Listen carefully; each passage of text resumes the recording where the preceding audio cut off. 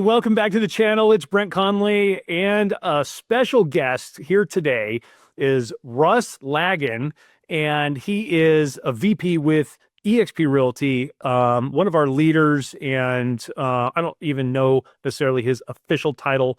I think his Zoom says VP of Growth in the U.S. West Coast for eXp Realty. And the reason why I wanted Russ to be on this channel is because he's doing a lot of big things, talking to a lot of great teams and luxury agents, and just delivering a ton of value on leadership and recruiting. And so if you're here watching this, you're probably into building a business, and building that business is part of that is pulling information from a whole bunch of different sources, from all different types of companies, and listening to different perspectives, put your own spin on it, and rock and roll, whether you're building a team, a brokerage, or one of your organizations out there at many copycats at eXp Realty of eXp Realty. So, Russ, without further ado, welcome to the channel. Well, thank you, Brent. Appreciate that a bunch. I appreciate always being asked. Sometimes I just feel like, why are they asking me to talk? I'm just Russ, man. You're delivering a lot of value out there, and we see that, and we get excited about that because I get excited about leadership. And one of those things is leadership's an interesting piece where everybody needs it. And everybody doesn't necessarily think they need it, but they really appreciate it when it shows up. Yeah. And a lot of, Brent, I think the key is it shows up in a way that's acceptable to them, right? Sure. Yeah. Because there's a bunch of different expressions of leadership, right? You've got the leadership where you got the boss that's a dictator from the top. It's like, Brent, you know what? You're going to do this. And then there's the other ones, you get the shaved head and the tatted up, and you're like, everybody's got to have guns and sleeves missing and giant arms, and, the alpha male kick-ass take names, And by the way, I love some of those. Like Joshua Smith, tatted up, bald head, get shit done guy. Freaking love that dude, right? Black, same thing. Like, I didn't realize John Black was an absolute sweetheart. Yeah. He's a really sweet human. He comes across like just crush everything. And no, man, he actually is a really hard love guy. Like, just loves really hard, And so it's a matter of finding the right flavor and right vibe for you that you're willing to follow, right? Sure. Yeah. Absolutely. Yeah, so I mean, like, my version of leadership isn't becoming a leader. It was be followable, which is literally why I wrote the book, entitled the book Be Followable, that I just launched recently. But I don't even know if you knew I launched a book in August. So I launched a book called Be Followable, and not to promote that here, but as a matter of, like, that's my leadership philosophy is, like, get me in the right spot first and then start rolling. And you throw your flag up and you look around and you're like, dude, there's people back there. I still go like, holy crap, there's people back there. Yeah. What are they doing back there? Do they know who I am? Or they're just following a dude with a flag, right? Yeah. So leadership is interesting in that regard. And you got to find your flavor, Sure. And pull different aspects from different people. And we're hoping to pull some really good information from you today. So why don't we start with, you've been at different companies throughout your career, and you ended up landing at eXp Realty, which is a blessing for us. And tell us a little bit how you got started on some really pivotal moments in leading people. Brent, I think I put my hand up sometimes when I shouldn't have. Okay. Well, let me back up. Not that I shouldn't have. I either had the balls or the stupidity to put my hand up when I wasn't ready for something, but I wanted something. Okay. So I think a big part of that leadership thing is volunteering yourself. Sure. Right. And so it goes from, like, I started in real estate business in 2005. Now, I did have some business experience. I had built a kitchen bath and did project management and negotiated contracts and all that stuff for big kitchen projects, some $300,000 and $400,000 kitchen remod type stuff. So it wasn't small potato crap, right? But I was in my 20s. We had no idea what we were doing. And then I started my own concrete countertop company in 1999, and I built that up and then sold that in 2005, right? And so, so I had some business experience getting into the real estate business as an agent, which a lot of agents don't have contract negotiation skills. Most agents don't read the contract ever. Like, did you read this? Like, when was the last time you read the contract end to end? It's only 12 pages at that point in Florida. You need to know this. It's like the main document you run your business on. So it was just a matter of like, I had some interesting skill sets that were a little bit different and unique, and then applying them. So I get a license as a real estate agent, moved to Tampa, Florida, learn how to build a business, getting my ass handed to me in a market getting destroyed 2006, 7, 8, 9, 10, 12 in Florida.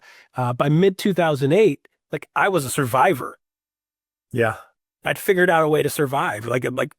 I jokingly say, but it's not really actually a joke. I jokingly say, yeah, I had unfair advantage. You know what that was? If I didn't make money, I didn't get to eat. Yeah. Like there's nobody saving me, man. It's like, you got to save yourself. I'm in the middle of nowhere. Like nobody's paying my bills. So a single income, my wife has some health issues that were expensive. And it was like failure was not an option. So I just put my head down and ground it out. And then what I found for me, Brent, was that the more I helped other people, the better I did. Okay. Because I was holding people accountable to doing the things that I was needed to hold myself accountable to. And I found out that like, hey, I need to run and they need to run. If we run together, we're more likely to run every day, right? And that's how I built my triathlon. Where like I had Raj Ravi, dude, every Saturday morning, there was 2 or 3 different, like Friday night, 8:30, 9 o'clock, 10 o'clock is like 54, Suncoast at 54, or San Antonio, or we had three different places we would meet, and it was 7 a.m. Saturday morning. I don't care what's going on. 7 a.m. If it's not raining hard and thundering, dude, we were there. Jump on the bike, and it was a matter of like it was 30, 40, or 50. Right? Here's a location, 30, 40, 50. What was a training plan? So, but like the African proverbs, like if you want to go fast, go by yourself. If you want to go far, go as a group.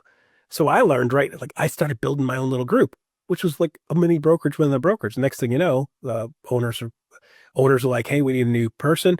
I put my hand up and I'm like, I'll take a whack at it. Like, listen, man, I'll do it for a year. And if I don't knock it out of the park, fire me. Better yet, I'll do it for a year. At the 1 year mark, if I'm not doing a great job, I'll quit. You don't even have to be uncomfortable and fire me. I'll just quit. And they're like, all right, let's go. And I was enthusiastic, right? So I ended up in leadership accidentally. Dude, I opened my book with like, there I was. I have no idea what I'm doing. I've got 27 agents. Only 11 of them had made more than $1 by halfway through the year. So I didn't inherit an amazing team. I inherited a team that was dying. And that's part of the reason why they let go of the broker, because the broker was doing nothing to stop this thing from sinking. I also found out it was losing like 300 grand a year.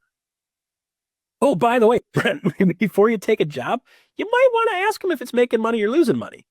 Yeah, for sure. Dude, I'm the captain of the ship, man. And I'm looking at the side of the ship and I'm like, son of a bitch, this is named the Titanic? I think this thing's underwater. So there was, and then you learn the skill set. And again, failure was not an option, right? So I learned the skill set of turning a brokerage around. And then they merged it with another office that was losing its butt and turned that one around. Next thing you know, I've got the largest privately owned office in Tampa. That was 2000 going into 2012. We were number one in Tampa for privately owned offices. They had 17 offices and we're number one out of 17 and number one at all the other ones. So, I mean, it's that being willing to put your hand up and then being willing to be like, I really don't know what I'm doing here, but you just put your head down and freaking hammer it down. You learn, right? And man, I made so many mistakes. I used to jokingly say, hey, man, I made so many mistakes. By the time I'm 40, I will have made every mistake twice. And then I turned 40 and I realized, dude, I'm just making mistakes with more zeros. And I'm like, by the time I'm 50, I'll have this nailed down. I turn 50 and I'm like, oh, every 10 years you add a zero, right? Think about it. Like in your teenage years, like $100 problem was a problem, right? In your 20s, $1,000 problem, like transmission broke, it's $1,000. You're like, whoa. Dude, that's the edge of the envelope. In your 30s is like 10 grand, 20 grand, 30 grand, those 5-digit things. When you get in your 40s, like there were decisions we're making in our 40s. I'm like, if this doesn't go well, this is going to cost $1 million. Sure. Right now at 50 something, if I screw up the whole west half of the country, Yeah, it's big dollars. you've got billions of dollars on the line with people coming in. We're talking, some of these teams are doing, we've got teams that do almost $1 billion and over $1 billion, right? You go up and mess one of those up and we lose those guys. It's $1 billion. And well, it's gross, but still, so it's a willingness, right? Willingness, the pressure's there, the excitement's there, the professionalism. Sometimes. And, Excitement, good excitement and terrifying excitement, right? Yeah. Yeah. So with where the market is here today, things have slowed the last couple of years, and hopefully we'll get some reprieve with interest rates and stuff. But there are teams still rocking. There are teams just starting out that have too many leads and too many good things happening on 1, 2, 3 agent teams, and they're having to grow. And where are you seeing some of the challenges that some of these team leaders are facing? And then how are they overcoming some of these challenges as they step into the growth of their business? Yeah, I think, Brent, the fun part is that I get to see people that are at all various forms of their learning curve, right? And this is a disaster behind me from my previous meeting. But like I kind of talked through this life curve of a business. First phase in the business is like, I just need to make money. Second phase in the business is like, well, now that I'm making $300-400 a year, I don't want to work every evening and weekend. So time becomes their number one most important thing. It's like, I want to keep making the same amount of money and have control of my time. And then the third phase is like, okay, I got my time and my money in place, but like, I don't want to do this till I die. How do I set myself up where I don't have to do this? Not that I'm going to stop doing it, just don't have to do it, right? So could I retire today and figure out a way to make it to the end and live a lifestyle that I want? That's a real moment of freedom. Now I'm doing stuff because I want to do stuff, not because I have to do stuff. And that doing stuff because I want to do it's like now you get people saying like, I want to make a difference. I don't want to quit working, but I want to make a difference. I don't want it to be all about me. I want to make a difference in other people's lives. And that's when they get into that legacy phase. I want to build a legacy. I want to leave here like, because I met Russ, because I met Brent, my life is better. That's that legacy component. And you see some of the agents as they get a little bit older, when they're really successful, they start giving back a lot, right? And then the fifth phase is legacy, where it's like, hey, Brent, like you like this? You think this is a cool thing? Yeah, like let me show you how to do this. Like you show them how to build a legacy. So you've got all 5 phases of those. And what you'll find is that most of the people that get into leadership are building that legacy piece. And the ones that are amazing leaders are not going like, look at me and look what I did and I made a difference. It's like, I helped him make a difference and him make a difference and him make a difference and him make a difference and him make it. Like now you're starting to think, now you're looking at leverage points, right? Yeah. Like great leaders, good leaders are good leaders, right? There's been tons of history of good leaders, right? The best leaders create other amazing leaders.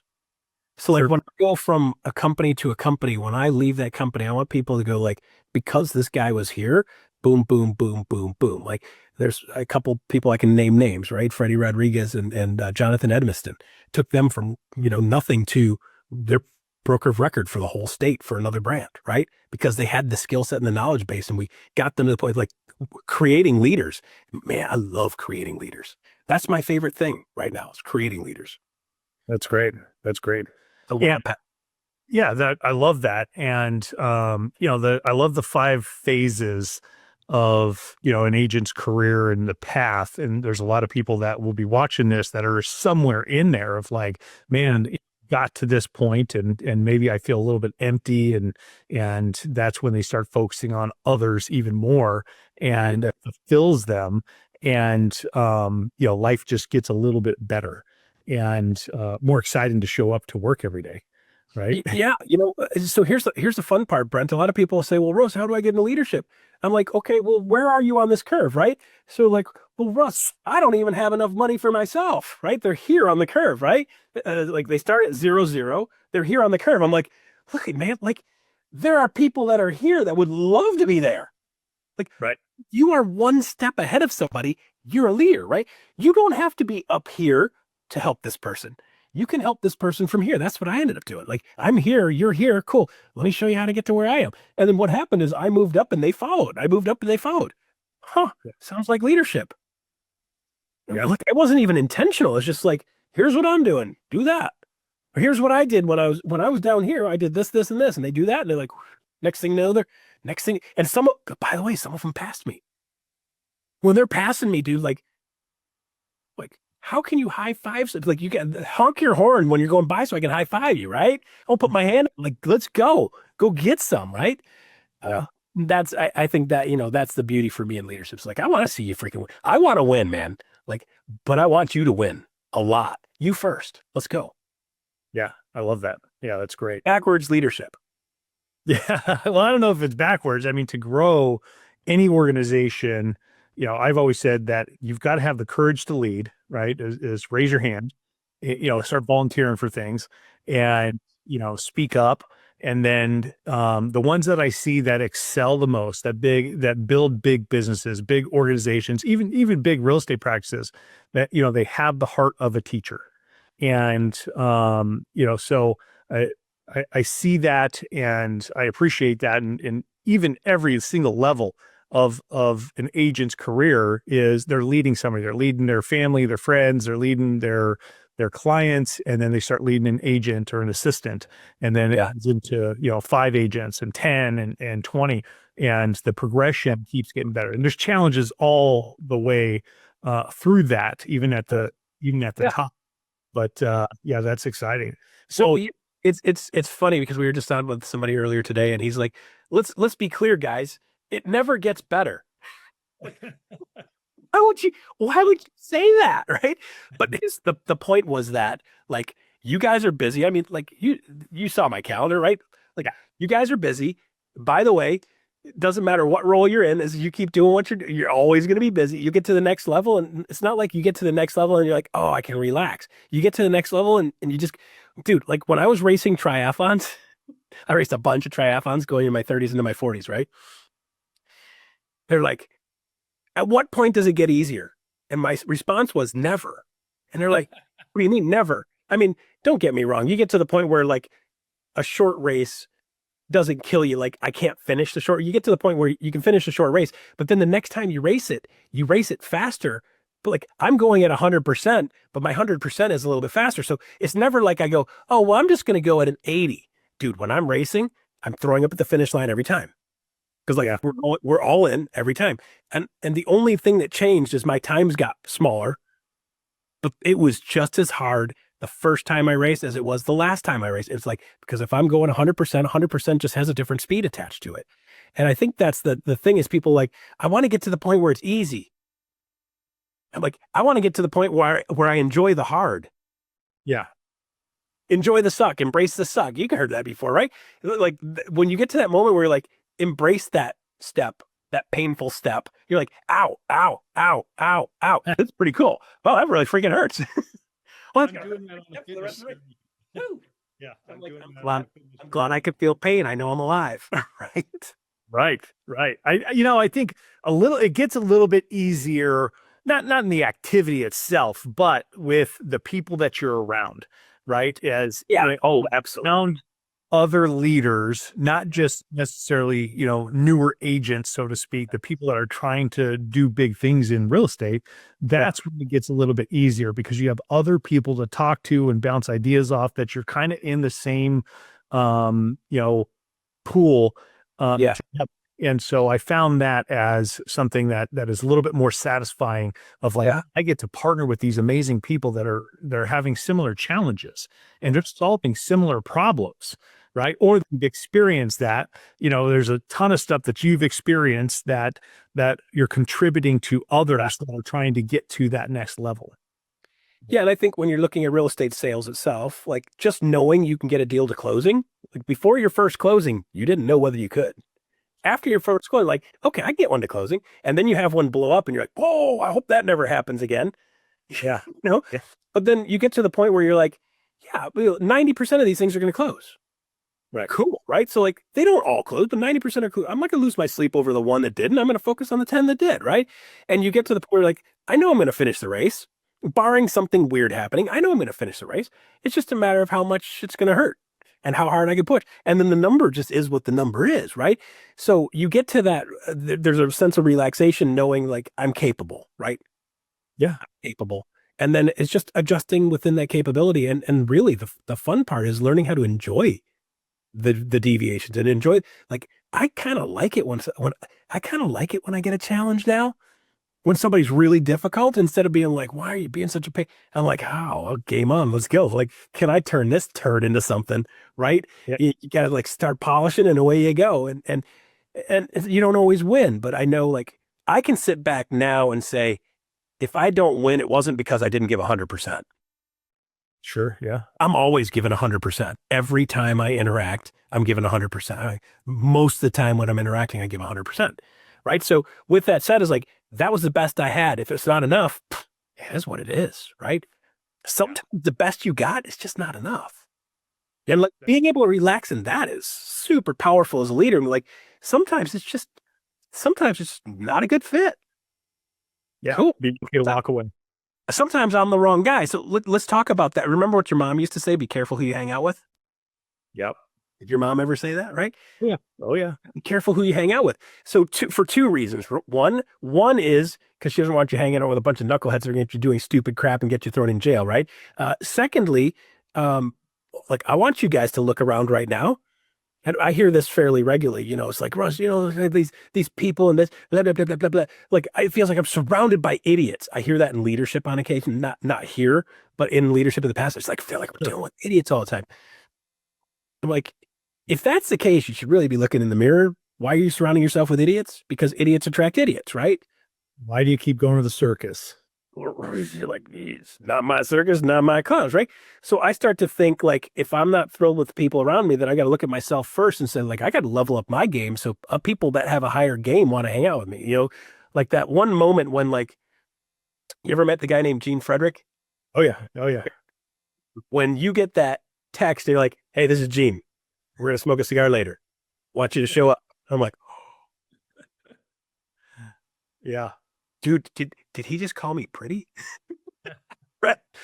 But it's those moments when you start to realize you are becoming the person that you want to become, when the people around you, you're looking around you and you're like going, well, these people are all freaking amazing. Yeah. I'm surrounded by amazing people all the time. Well, like, listen, man, amazing people don't hang out with people that suck. So like, if you're not hanging out with people that are amazing, like level up your game and then start to look around. Like after a while, you start to look around and you're like, man, like, what am I doing in this room? Yeah. Like, do they even know that I have no idea what I'm doing? That's when you know you're in the right room. That's for sure. Oh, it's terrifying and invigorating and terrifying. You're like, please don't call on me. Please don't call on me. Please don't call. But like you're there for a reason, right? So don't be afraid to step up. Don't be afraid to say something. Don't be afraid to contribute, right? Yeah, I love that. I love that analogy. And I actually did an audit. I was talking to Casey Jihad the other day, Yeah. or about 3 weeks ago or something. And I was talking to her, and Amazing. yeah, she's incredible. And she challenged me of like, hey, I'm not quite 50 yet, but in 3 years I will be. And she's like, hey, what does Brent 5.0 look like? And I'm like, ooh, good question. And she's really good at asking the tough questions, and makes you think and expand your vision. And so I started working on that and saying, okay, well, who do I want to be around? Who do I need to become? And what books do I need to be reading? And what do I want my business to look like? And all of that. And if we don't take the time to really, do a deep dive and look at our circle and say, wait a minute here. Okay, am I being inspired by the people I'm around on a continuous basis? And if not, then guess what? I've got to figure out who is going to inspire me in order to get to that next level. And it's one of those exercises that it takes a lot more deep work than I thought. Like surface level, it's easy. I'm just writing a bunch of, but really is like, man, what habits do I need to change and to be able to create this person I'm envisioning? And it's really good deep work. But anyhow, it's right on point for what you're saying. So I appreciate that, Russ, for sure. All right, so I told you this was going to be somewhat short, and so how about sharing one or two tips with our current market, some people are struggling out there, and they're struggling to lead their agents, and maybe their agents aren't necessarily all in on their business. They're frustrated, not getting calls accepted, and trying to convert leads, and buyers' fears out here and all of that. What are your couple thoughts to share with them right now? Okay, so two things. Number one, relationships matter.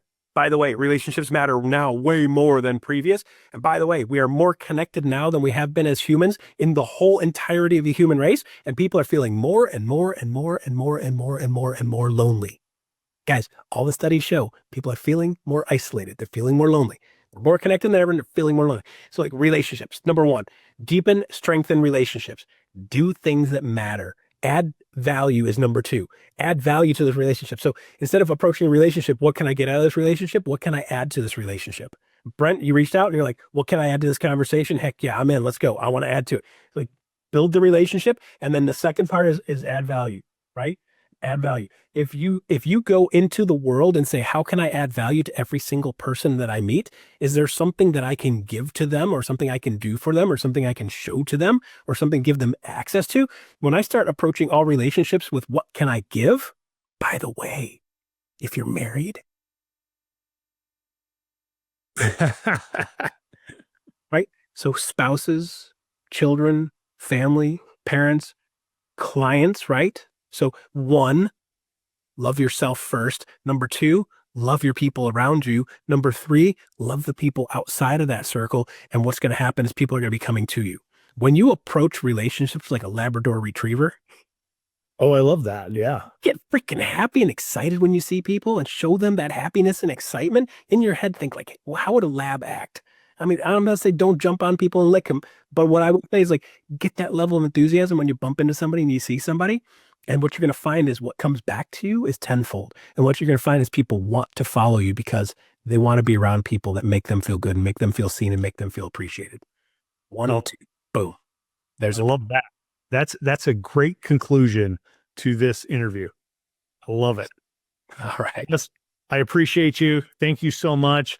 And if anybody has further questions, how do they connect with you?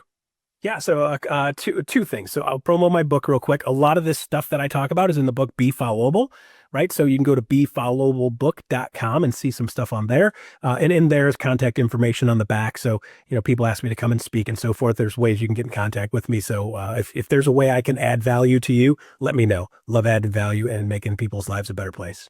Awesome. Perfect. Thank you very much. Take care. Produced by the Agent Collective Media Network.